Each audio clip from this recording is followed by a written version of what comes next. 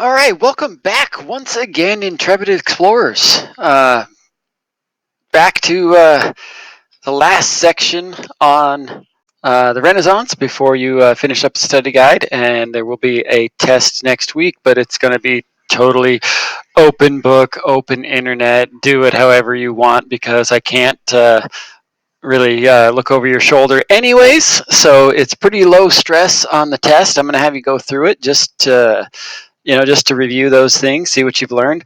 What I would really recommend when you take it, and I'll say this again next week, is that you just take it without notes. Give it a run through, see what you know for yourself, and then go back through and fill it all in with your notes, and I'll be none the wiser. You'll know how much you've actually learned, and I'll be able to give you 100%. So take that, do that with what you will. And without further ado, the scientific revolution. Woo! All right, maybe it'll go for it. Here we go. Who's that guy? That would be Caesar. He's the one who has the little baby attached to his leg in this, when you see the whole picture of the statue.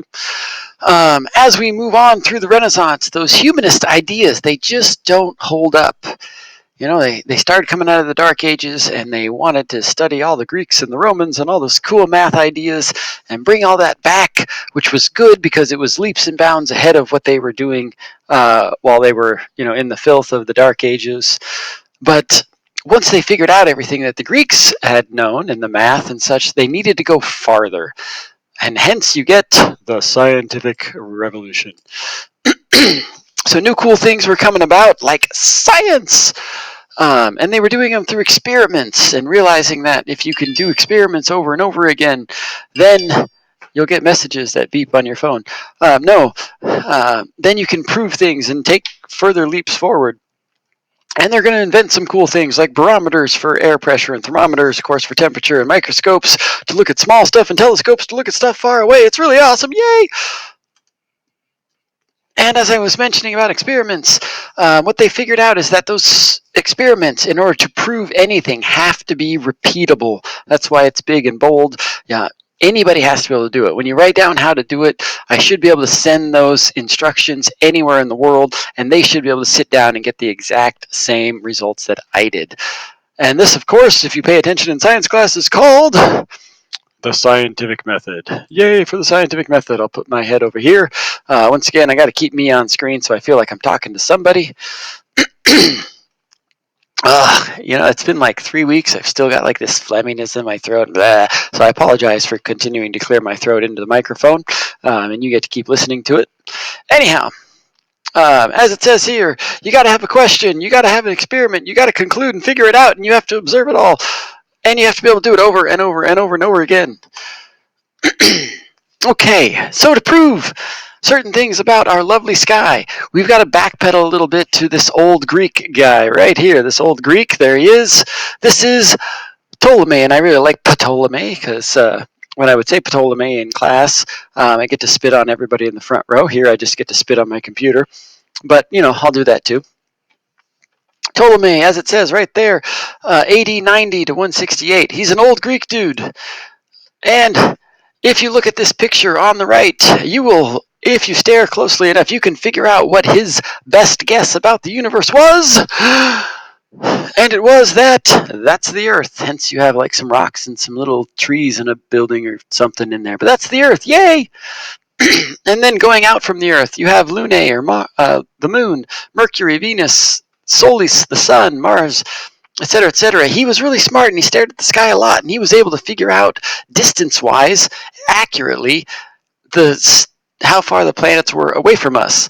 And thus, he could figure out by watching the sun go behind these three and in front of these ones, just where they stacked up distance-wise. And that's why he got kind of this false impression about the Earth-centered universe. We call it geocentric. It's on the study guide. Ptolemy came up with the geocentric plan.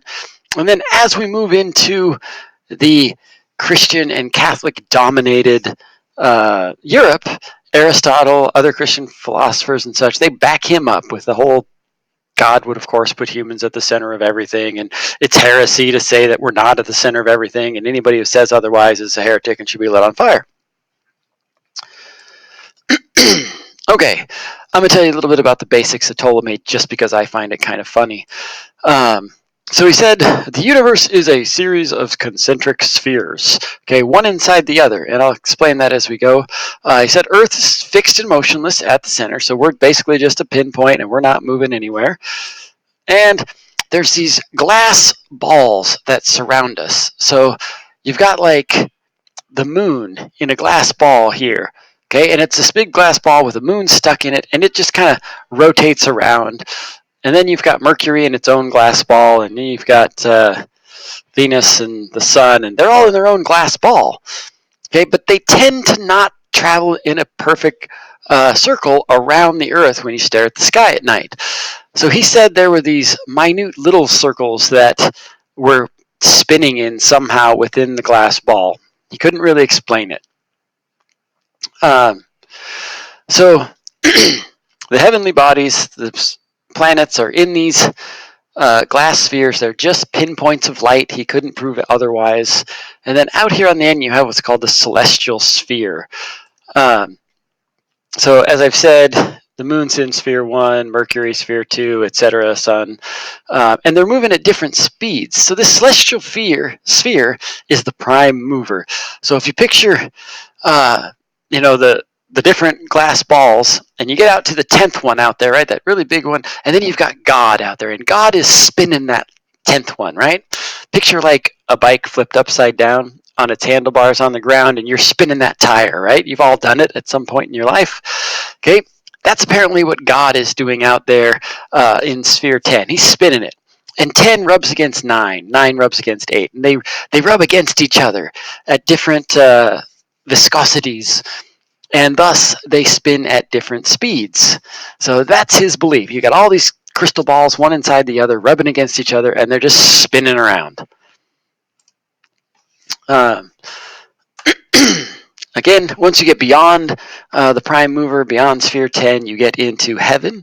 Heaven is full of these little pinpoints of light, and the souls are out there, and apparently there's pinpoints of light as well. Yay! All right, there's the Ptolemy system. Earth's at the center. God's once you get out past sphere 10. And along comes this guy. So this is the new stuff, the more important stuff. Yes, you need to know that Ptolemy came up with the geocentric, but you can probably guess what Copernicus came up with. If you look at the lovely picture here, oh, look what's at the middle. And here he's holding this wand-looking thing, and oh, look what's at the middle. And then there's this pinpoint, which is Earth. And then, oh, look, he came up with the idea that the moon goes around us, not around the sun or around the Earth with all the other planets. So it's bright red, it's underlined, it's bold. It's on the study guide. Copernicus came up with the heliocentric theory. Yay! Okay, most people didn't believe him. Why? Because he couldn't prove it. He couldn't come up with a way to do an experiment that was repeatable, that everybody could see. He just couldn't prove it. He knew it in his mind, but he couldn't let everybody else know how he came up with it.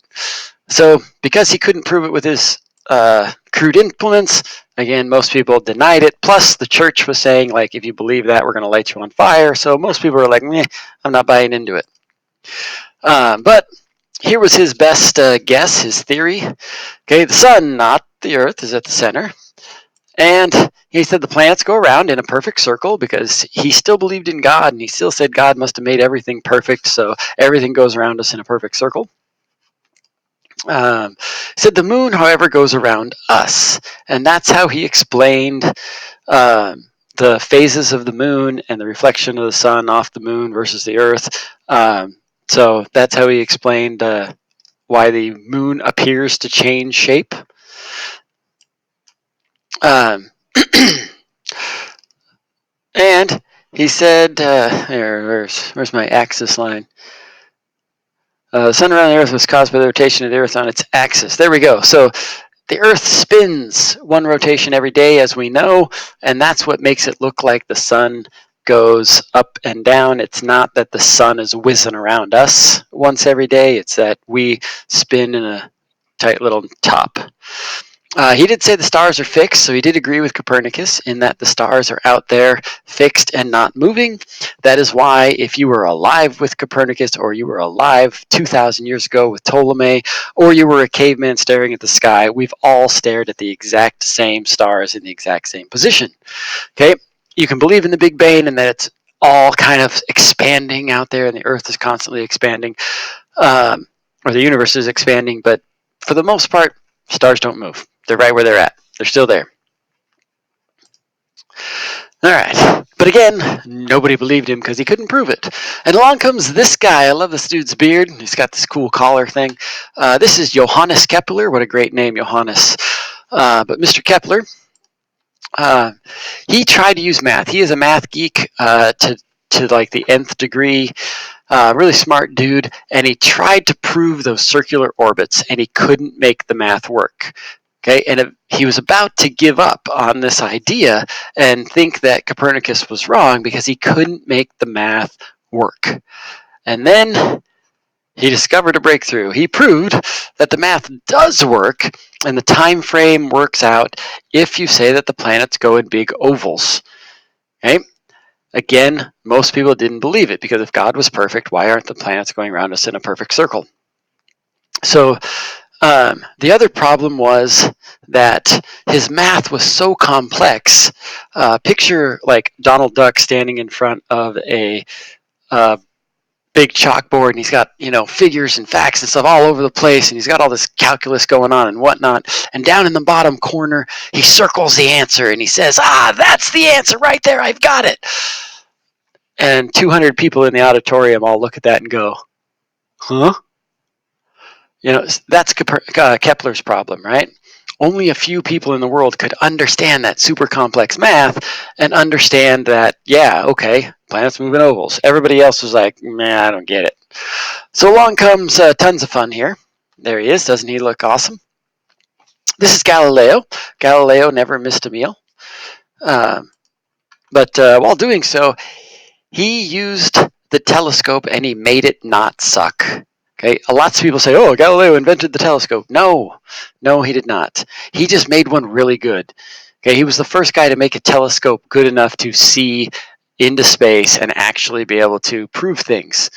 Okay, so he didn't make it first. He just took it from a 2 times magnification up to 10, and then he improved it again to like 32. So it's basically the weakest telescope that we could ever buy. Like you could go to Walmart tomorrow. Please don't go to Walmart tomorrow. They're still saying stay in your homes. But you could go to Walmart tomorrow and buy a telescope that is 100 times better than anything Galileo dreamed of, right? So, but by their standards, it was, earth-shattering. By doing so, he stared at all sorts of stuff. He stared at the moon. He stared at the stars. He proved that it is us that's spinning, not the stars and everything else spinning around us. Okay, because if the stars were spinning around us, their pattern would change depending on our viewpoint. So they must be fixed, and we must be the ones moving. So he's able to see that and study it. He proved that by looking at Jupiter, he saw these big rocks spinning around Jupiter, and that Jupiter had moons. So if Jupiter had moons and he could watch them go around and around Jupiter, then it's not such a big leap to say that our moon probably goes around us. On top of that, he stared at the moon long enough, our moon, and he was able to see that it's not just an orb of light. He was able to prove and see that there's rocks on the moon, and there's craters and things have hit it. Likewise, he stared at the sun a lot. I highly don't recommend that you stare at the sun in a telescope. Galileo did go blind, basically, by the end of his life. It's thought that he had eye, degeneration. But staring at a telescope, with a telescope at the sun didn't help. But he was able to find some cool stuff. He proved that the sun also is not just this big orb of light. He proved that it's made of something. He was able to see solar flares and big globs fly off the moon or sun and come splash back down. So he was able to see that it is made of a substance of some kind. So huge breakthroughs that the sky is other stuff out there. It's not just orbs of light floating around up there. All right, changing gears just a little bit to the science of folks, of the people. This guy, Vesalius, what a cool name. He kind of looks like Kepler, but there he is. This is Vesalius. Vesalius is a human puppet master. Not quite so distorted as Frankenstein, but Vesalius and all doctors of the time studied an old Greek doctor named Galen. It's an old Greek doctor named Galen, 1400 years prior to the Renaissance, was a Christian, and he followed that idea that Christians aren't supposed to cut up bodies, right? Because you jeopardize their soul if you hack up their body. So what Galen did was Galen did experiments on pigs and then made guesses about humans, and he wrote whole books about how like that translates into human anatomy and such, but he did all of his experiments on pigs. So Vesalius was like, I'm not doing that. So he is famous for going against the church, and he started cutting into bodies to trace our muscle structure. So what you can see here in this lovely picture is he's pulling on a muscle to see like how the hand moves and what fingers move when he tugs a muscle. So he's puppeteering dead bodies. Okay, there's another drawing of his here as he's showing like how he connect string to different parts of the muscles and whatnot and get the body to move. So he's famous for tracing the muscle system, not necessarily dissecting, but he's the first guy to trace all our muscles and figure out what all our muscles do. Yay for him. Okay, he did think that there were two types of blood in the human body. Okay, as everybody knows, you can look at your arm and you can see kind of a red and kind of a blue tint. We know that has to do with blood going away from the heart and blood coming back, and it has just a little different tint depending on arteries and veins and blah, blah, blah. But Galen thought that there were two types of oil in our system, and Vesalius couldn't disprove that, so he went with that as well. That's where we bring in Harvey. Harvey, he's been cut before, you've been cut before. It's pretty hard to convince me that there's two types of blood floating around. I've only had one type ever pour out of me when I chop my finger with a saw or something. So Harvey was the first to trace our circulatory system, right? Our veins and arteries, and figure out that they are connected. He was the first able to like rip a heart out and like pump it and figure out like, how stuff moves through the heart. So he figured out the workings of the heart, functions of blood cells, and how blood moves through the body and such. He did that basically by pumping the heart and pumping, a different colored fluid and clear fluid through the body and tracing where it went. So he was able to figure out that veins and arteries are connected and blah, blah, blah. So yay for him. So Vesalius figures out the muscle structure. Harvey figures out the circulatory system and how the heart works and pumps. Yay for them. And along comes Rene Descartes. Rene Descartes is a philosopher, and he's a philosopher that a guy like Mr. Fournier would just love, because this guy likes to debate things about life and how we all survive, and I'm going to get into his philosophy, so here we go. All right, Rene Descartes, he believed that all things had to be proved except for simple truths. What's a simple truth? Well, it's something that is just known because it's so simple, every dummy knows it, right? Examples: grass is green, sky is blue, water's wet. Now I know every time I talk about this in class, somebody wants to raise their hand and say, the sky isn't always blue. Grass sometimes is brown. Yeah, I got you. Thanks. So if you're that person, if you want to argue with me that grass isn't always green, fine. You're going to be with the next philosopher. But Rene Descartes was like, we've got some simple truths in life, right? Wood is hard. Sky is permeable, like, right? You can walk through the air. Things like that. Wind blows. So he said, based on those simple truths, before we can prove anything else, we need to prove that we ourselves exist, that we're not figments of our own imagination, that we are true and real. So he comes up with a very famous saying that I would normally ask somebody in class to come up with, but I'm going to give it to you here in a second. And he said, in order for me to prove that I exist, I'm here to think. If I can think about whether or not I exist, I must exist because I'm here to think about it. So his famous line is, "I think, therefore I am." So Rene Descartes is the "I think, therefore I am" guy. And over the next 2 slides, I'm explaining like why anybody cares, right? So he said, this is the first truth, that because I'm real, I can prove other things, right? If I wasn't real, I couldn't prove a darn thing. So the more fancy way of saying simple truth is self-evident. It's self-evident. It's so like easy to see that that's the thing, that's the thing, right? Pretty simple. In epistemology, a self-evident principle is one that is known to be true by understanding its meaning without proof. Okay, turtles have shells. Okay, everybody just knows that. Turtles have shells. Good. Awesome. So once you come up with these simple truths, then you can use those simple truths to prove bigger things. Okay? So he said, the mind, because I think and therefore I exist, the mind is always on target. The mind cannot be doubted. The problem with it is not the mind that's the problem, but your body that constantly screws with you. So the body and the materials around you can be.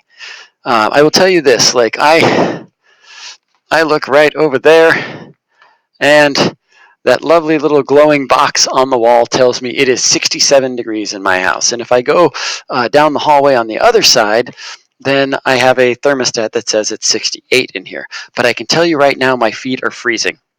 So which is correct? Is it cold in here, or is my body messing with me?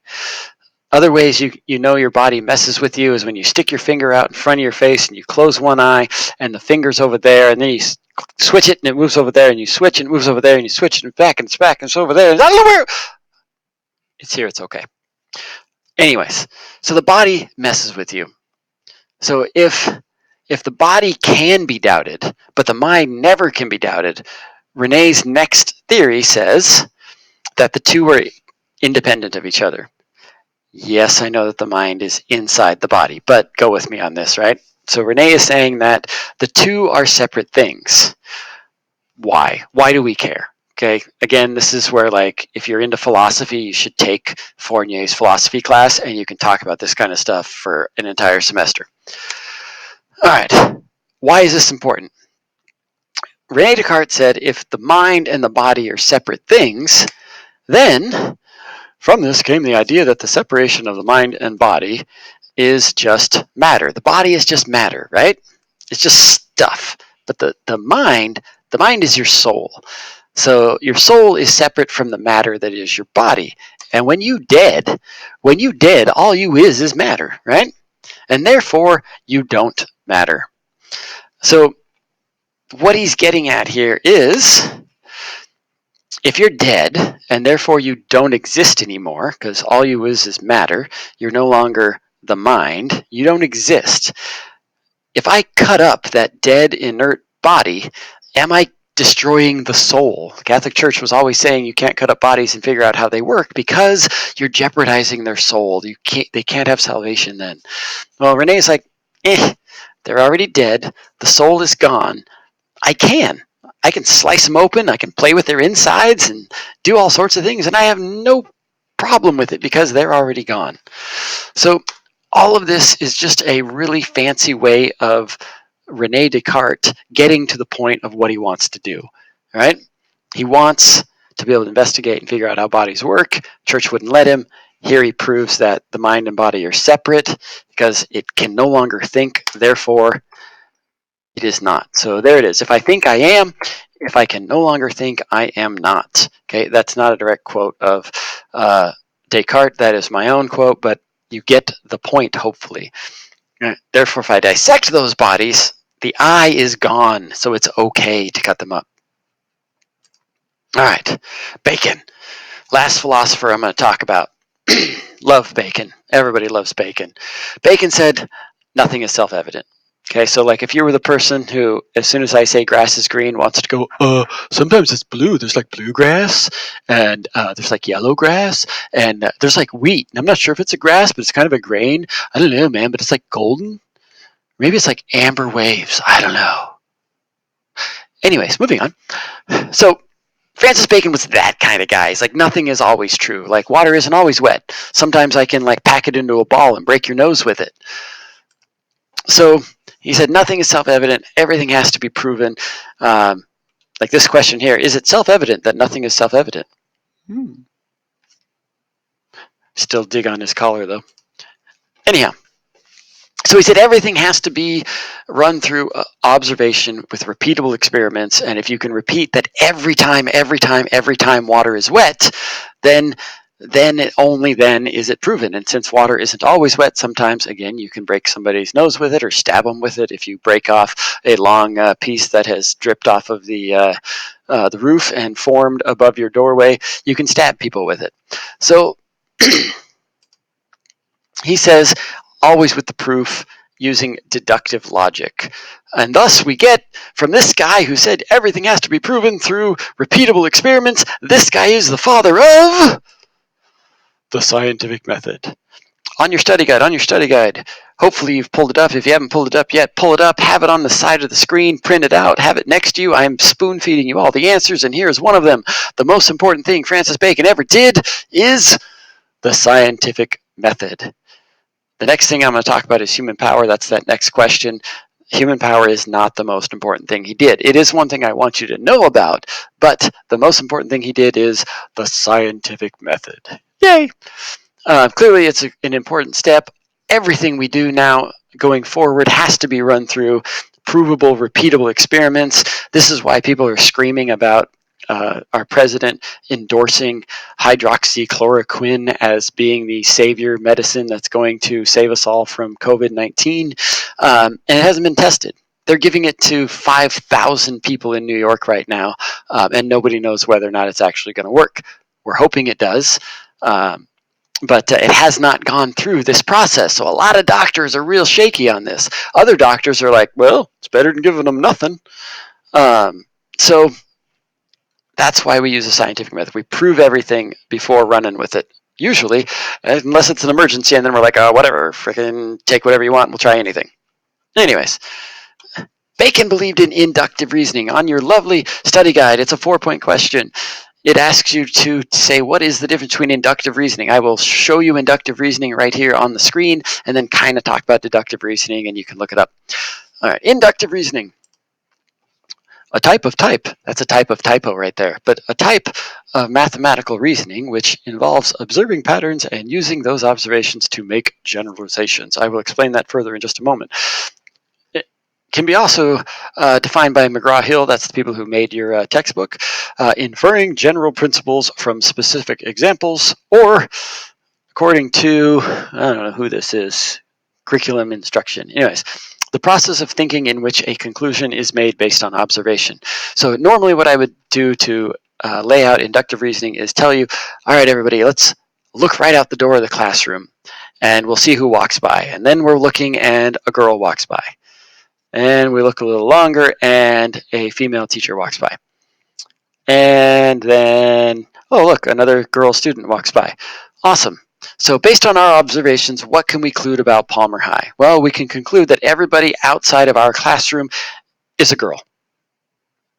Okay, there it is. The evidence shows everybody we saw is a girl. You know, if we've got a bag of Skittles and we reach in and we pull out Skittle number 1 and it's purple. We reach in and we pull out Skittle number 2. Oh, it's purple. We reach in and we pull out 4 or 5 in a row and they're all purple. We can pretty much assume that every Skittle in that bag is purple. Probably because my daughter's got there and she doesn't like the purple ones and she's eaten every other one. I don't know why you would do that because clearly it's the orange ones that are disgusting, but whatever. Anyhow, you know, if you're rounding up your lost sheep and the 4 you find are white, you can deduce that all of the sheep are white, right? So, so that is inductive reasoning. Inductive reasoning is taking a few small samples and making a guess about the whole. Deductive reasoning is the opposite. Deductive reasoning is what cops use at a murder scene. Okay, that is why they always say, like, I've deduced blah, blah, blah. Okay, they're taking a whole lot of evidence and they're trying to find out one thing. And that one thing, of course, on a cop show is who's the murderer, right? So deductive is you're taking away to try to find the one. Like, so in a murder scene, you've got all sorts of evidence, right? You've got a gun on the floor, you've got a knife in his chest, you've got a bullet casing, you've got blood spatter on the wall, you've got the dead body, you've got all these things, and you're trying to figure out, you're trying to deduce who it was. So, same thing, right? You're trying to make it example. If somebody tells you that all turtles have shells, and there's a turtle in my pocket, it's a small turtle, guess what? You're going to be able to conclude that the animal in my pocket probably has a shell. So it's taking the whole and making guesses about the individual, right? Fabulous. So that's the two. Inductive is like a few examples to make a big observation, and deductive goes the other way. You've got all of the stuff, and you're making guesses about the individual.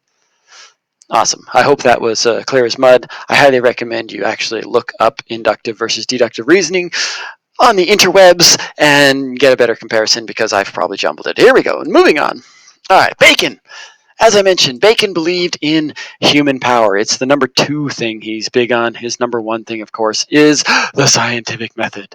But here's the lovely Bacon. Bacon believed that using the scientific method, that eventually humans would control and dominate nature, that we would be able to control everything, like control the weather, control animal migration patterns, control earthquakes, control everything. We would be able to control nature eventually.